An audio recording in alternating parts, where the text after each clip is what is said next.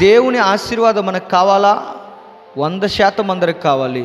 కానీ ఆయన జీవించమన్నట్టు జీవిస్తావా అంటేనే సందేహంలో పడిపోతున్నారు చాలామంది. భక్తికి ఎప్పుడు మార్కులు వేసుకోవద్దు. ఎంత భక్తి చేసినా కూడా తక్కువే అని మనం బ్రతకాలి.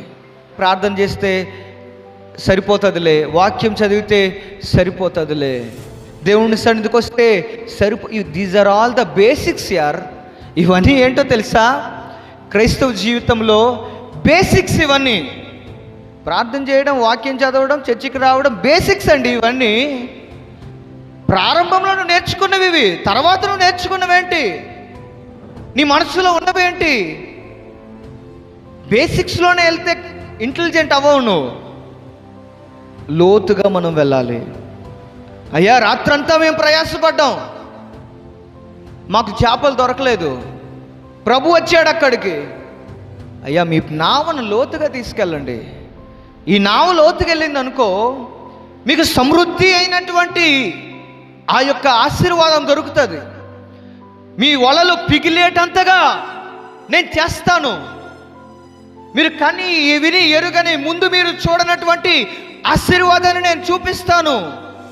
మొదటిగా మీరు చేయవలసింది ఏమిటంటే, నా మాట విని ఆ మాట ప్రకారము లోతుగా పడవలను తీసుకువెళ్ళండి.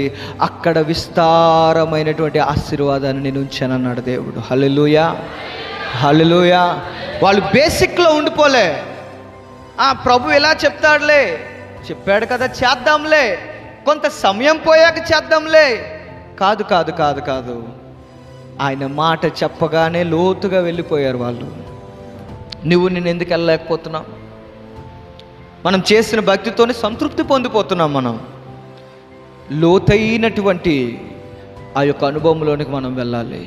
అందుకే ఆయన అంటూ ఉన్నాడు, రాత్రికాల సమయమున ఒకటి నేర్పిస్తున్నాడు, కృంగిపోకూడదు, నీరసించిపోకూడదు.